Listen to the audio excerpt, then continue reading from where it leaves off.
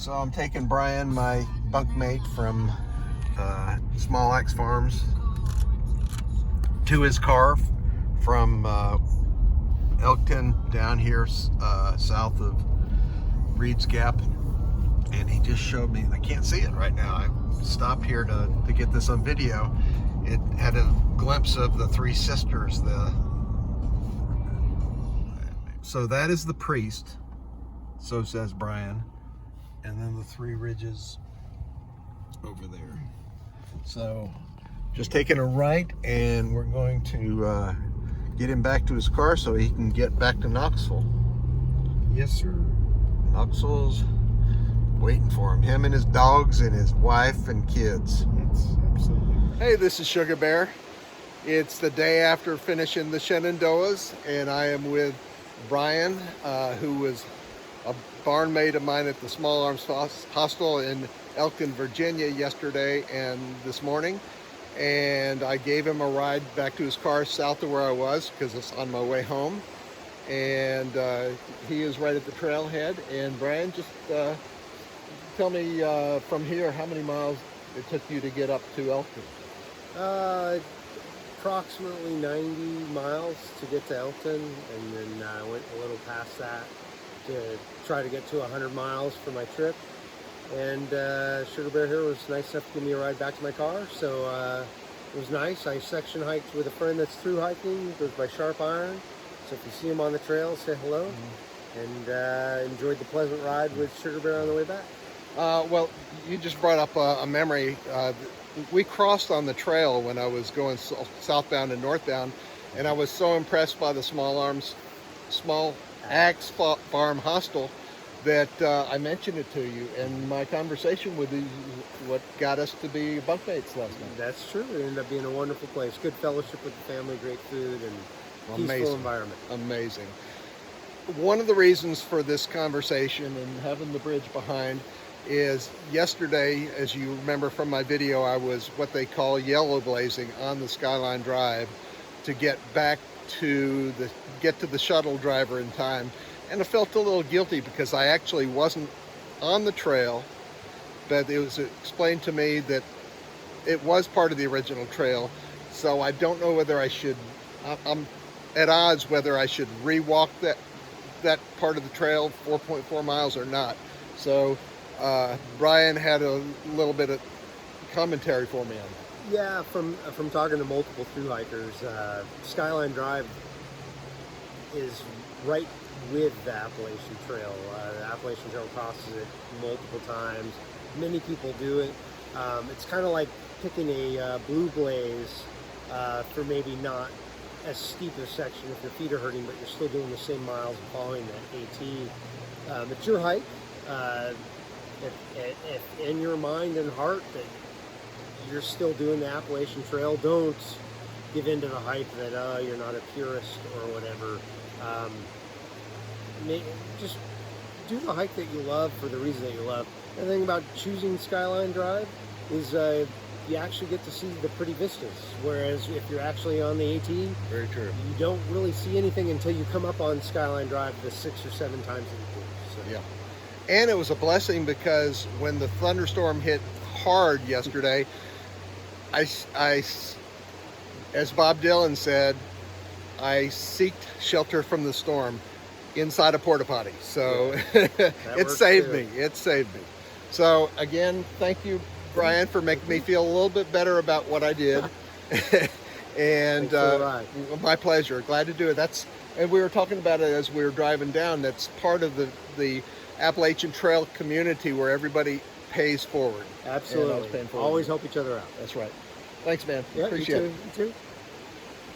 So, since we're on by the suspension bridge, I decided to go ahead and walk across it because at some point, oh my goodness, at some point, I am going to be crossing this as part of the trail. Oh, geez. And I'm just walking. Yeah. Oh my gosh. Woo! It's enjoyable. Yeah, it is. It really is. Man, I wouldn't want to jump up and down on that sucker.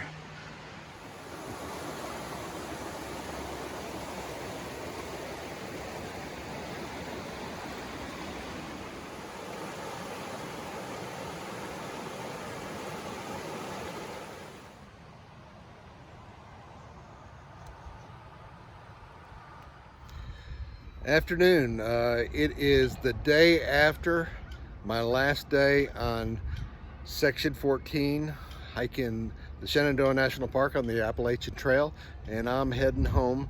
But first, I am heading to a dear friend and high school classmate, Annette Sutherland's, who invited me to stay the night, which I'm going to do. Another 2 hours back home, but I'm going to stop by in Dillard, Georgia, to say hey to her. And right now I'm at the Tennessee Visitor Center. I just crossed into North Carolina. Well, actually, I'm about to cross into North Carolina right over there.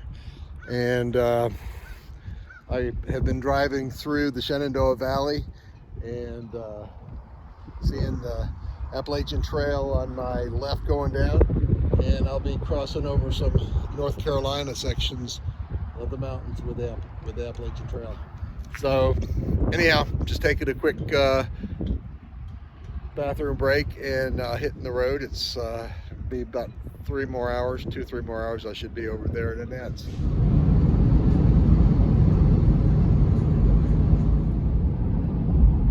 So I just passed the town of Franklin, North Carolina, which a lot of thru hikers know Franklin. They take their zero or day off, usually.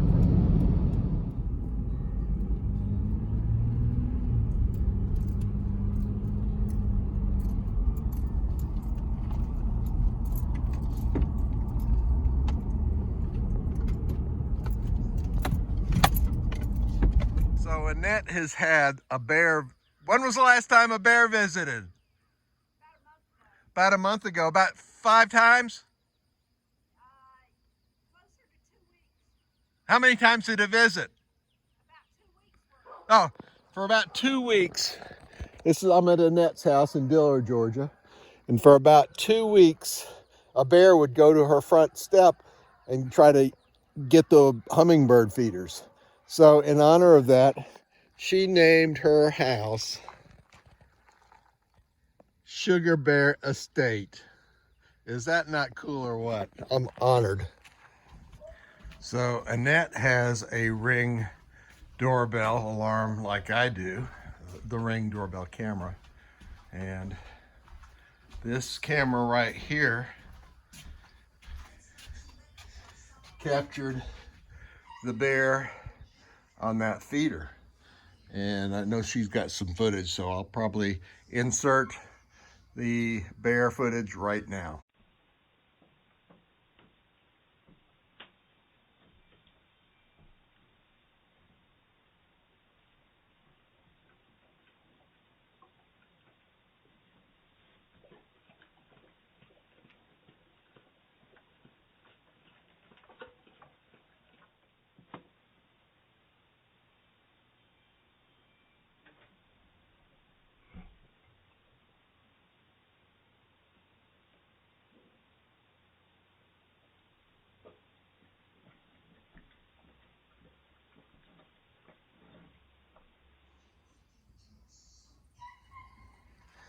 Okay, her property is so big and so awesome.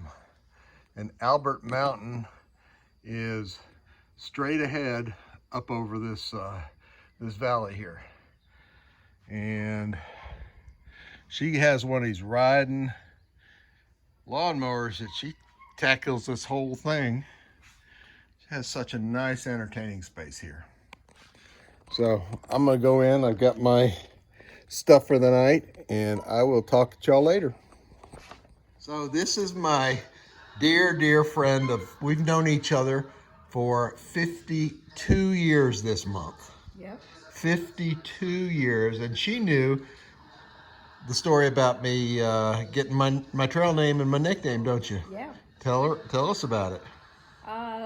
Another friend of ours that we went to school with gave him his nickname, Sugar Bear. That's right. Yeah, Ray McBride. Yep. And because it was a Sunday afternoon, and playing softball where the football field is. Yeah. And we didn't have a football field. We didn't have a football team back then, and we were playing after church and after lunch softball out there. and I'm out in right field, and Ray gets up to the plate and says, I'm going to hit this ball after that sugar bear right there. And it stuck. So Annette's going to see an act that a lot of people don't often see because of my swelled feet and this bucket of ice water. Oh, get ready. Here we go.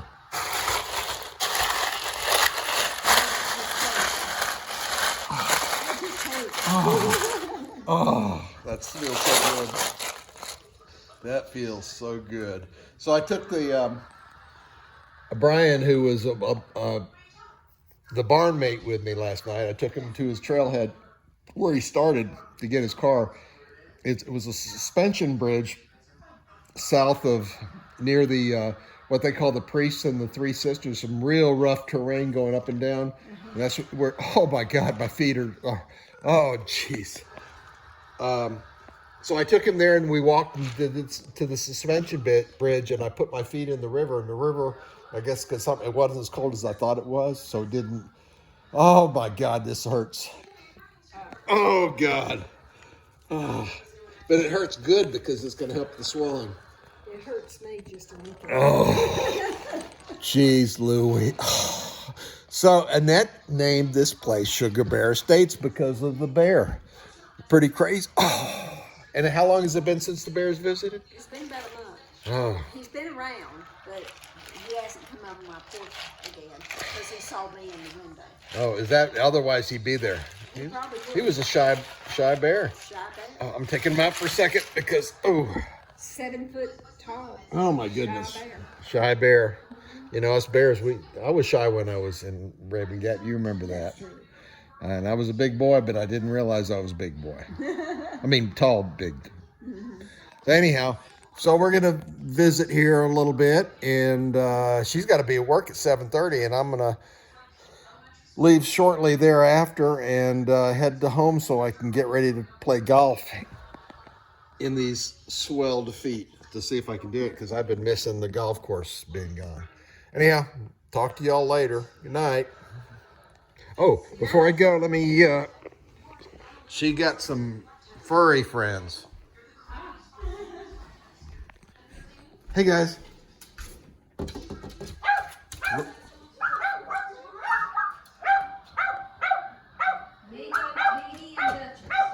Mingo, Petey, and Duchess. That's Miko. Sorry, Miko, Petey, and Duchess. The one with the necklace on.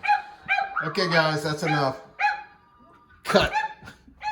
Look at this beautiful, beautiful setting that Annette here has to wake up to every morning. Is this not amazing? And it was just a great time. We stayed up last night watching 1883 and just reminiscing and just talking about stuff. And it's been a good stay. What a great little vacation within a vacation on the way home. Thank you very much, Annette, for having me. Oh, you're more than welcome. Appreciate it. Always. Thank you very much. We've been friends. I said that last night. We've been friends for 52 years. Can you believe it? Jeez. A lot of people aren't even that old. Like my family, Flex and Artisan, I'm older than their parents. Yeah. Their parents are 65 and, right there, a couple of years younger than me. And it just, yeah, it's just great to have friends. We have a close class, and we get our reunions every once in a while. And the school is just a mile that way. I mean, it's right down the road, and I'm gonna look at it and think good thoughts about it on the way home as I drive by. So Annette is going to work in Clayton, and I'm going home and change my clothes into my golf clothes, and I'm gonna, if my swelled feet will allow, I'm gonna go ahead and play around at golf this afternoon. Thanks again, Annette. I love you, darling. Okay.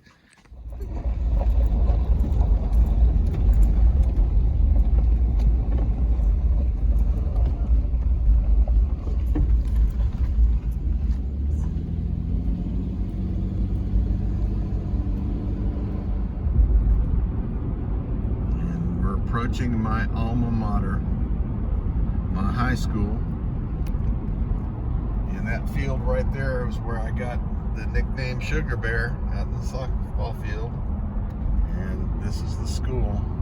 It used to be a farm work school, now it's a prep school in the hills. And there it is.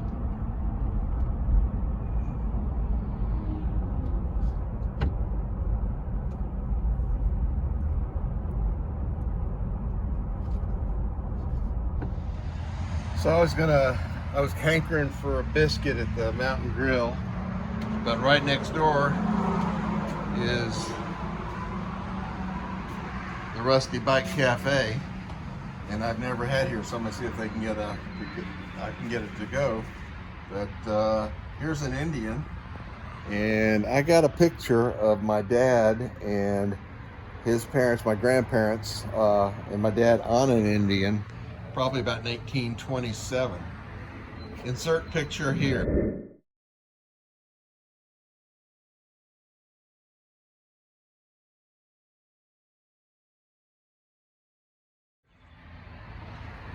Okay, so I'm gonna see if they have if I can get a coffee and some sort of a biscuit to go.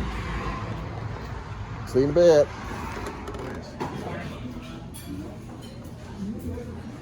So I pulled that picture from Facebook of my dad on the Indian, and the girl that took my order and my biscuits and coffee said that she was going to send it to the owner, and they were going to put my dad's picture on the wall in there. So pretty cool. Anyhow, I'm going to be going on the way home. Sorry you weren't open, Mountain Grill, but I love the experience of maybe having soon my dad's picture inside the Rusty Bike. Talk at you. Crossing Lake Lanier. Yeah, baby. I'd like to be on the lake right now. Be fun. But I got a round of golf to play. Yes, sirree, Bobby.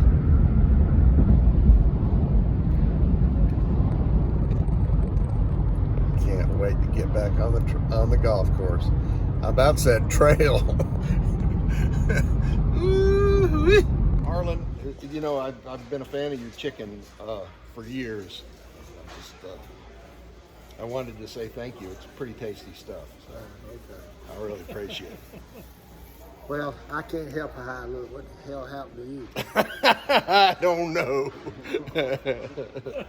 Oh, this is Ron. I used to work with this boy. He used to pester me all the time. No, Ron was working. Scott didn't do anything. No, the heck I did. About all those toilets I picked out. Yeah, you would do that. And all that money, all those appliances that I sold. Yeah, yeah. Stealing them from the other salesmen. That's true. That's me. Just a sales thief. Yeah, man. Well, You're full of it. yeah, man. Okay. Good seeing you, Did Harlan. your flowers die? I don't know. I hadn't gotten home yet. Oh, you're not even home. I just stopped to get a Homer bucket to soak my stinky, smelly, dirty clothes. Your feet too. All my feet. Well, I'm going to play around the golf this afternoon, and then I'll put ice in this bucket and soak them down. Yeah, they need to come down. Well, I'm glad you made it home safe. Thank you, sir. Appreciate it. And again, you know, I like them buckets. You go buy me a bucket chicken. I will. Thank you. Man, it's good to be home, but look at all these limbs. I ran over one of them, but the house is still here. Look at this. And this these elephant ears, man, they've gotten double the big with all this rain we've had. Check this out. Man. Whoa.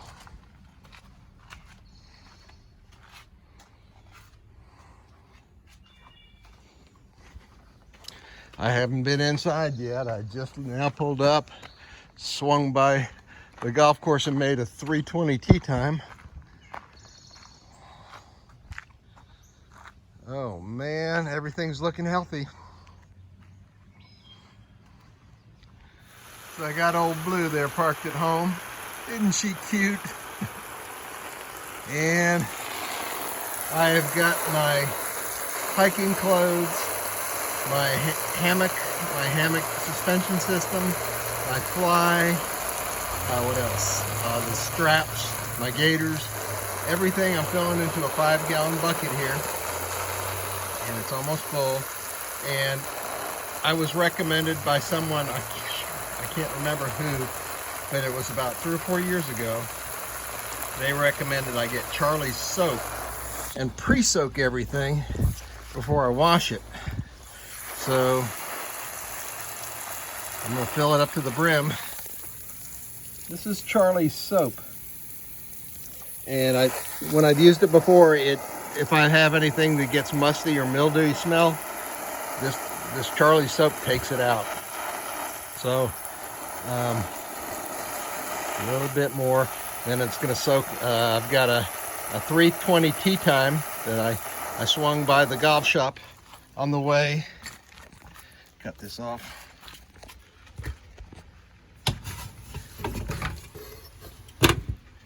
And I stopped by the golf shop and made a 320 tea time because they're full and it's hot. So while I'm playing golf, this is gonna soak, and then I'll come back and do a load and then hang it to dry for tomorrow. And 2 weeks away from cutting grass, and with all the rain we've had, and we had a hard freeze going into spring, winter to spring, and kind of kicked back some of the hydrangeas, so they're slow to be getting up. But the grass, I've got to cut the grass, and the owl got knocked over. Oh man, for some reason, look at these hydrangeas. These are doing healthy.